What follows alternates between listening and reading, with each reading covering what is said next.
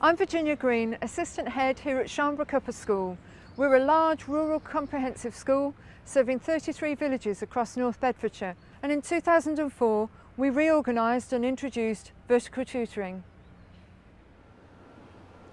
Here at Sharnbrook, our tutor groups are organised so that every group has students from every year group in the school.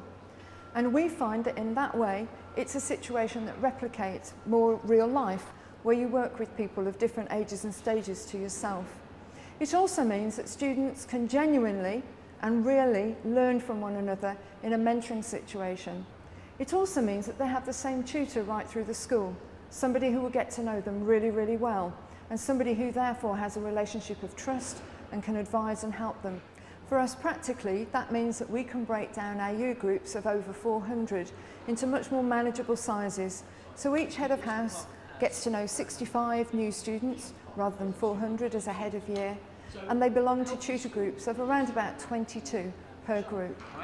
So there are two things that I need feedback from you. One is vertical tutoring brings people from all years together to give experiences to help each other. We have people from different age groups from year 9 to year 13, and there's about 2 or 3 from each year group, and we all kind of mixed as a form. And it kind of feels like a big kind of family, because you can have people to turn to, or like if people want help, you can like give them advice and help them with like coursework or just advice in general. So to me it feels like a family. Well, in vertical tutoring we have 20 minutes a day within tutor time itself. But I mean, all the people within my tutor time I generally speak to outside of tutor as well. Well, we took about 12 months to roll out from horizontal to vertical tutoring. Clearly there are training needs for all staff. They will be tackling different issues to do with different year groups that perhaps they're not used to. And so things like writing UCAS references were important. Staff were very wobbly about that. And dealing with issues lower down the school for those who've been sixth form tutors was also very important. Since the introduction of vertical tutoring, we have seen our grades improve year on year. And whilst we can't statistically prove it, we do feel that it's helped us with our intervention programme in year 11, because students are often only in a group where there's 1 student on it, rather than maybe 7 in a year 11 tutor group. And we feel it's helped students to be better known and therefore better supported as they're actually preparing for their exams. We've also experienced what we believe is the most profound change, which is in the general atmosphere and ethos in the school, where students perhaps feel part of a bigger thing, a bigger community that they belong to. Sixth formers particularly now have very real roles to fulfil, helping lead tutor groups, helping lead their houses, helping organise inter-house events. And this has really given them genuine opportunities to develop as young people and as young adults ready for society. As with any system, there are always downsides and things that you need to prepare for. There's a period where actually you need to re-educate everybody in your school community. It's not always straightforward for people to start talking the right language and thinking through in the way that vertical tutoring operates. Clearly for us, communicating across 84 different groups requires quite a lot of forward planning, quite a lot of thinking, and perhaps a preparedness to do things differently. So my advice to you would be as follows. I think the most important thing to do is to visit other schools that are already operating a vertical tutoring system. Don't just take staff, take students, so make sure that they meet other students and see in practice what vertical tutoring might look like.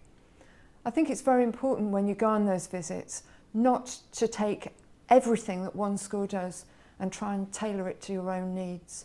It's really important to think about your own individual context, your own school, and what might work there.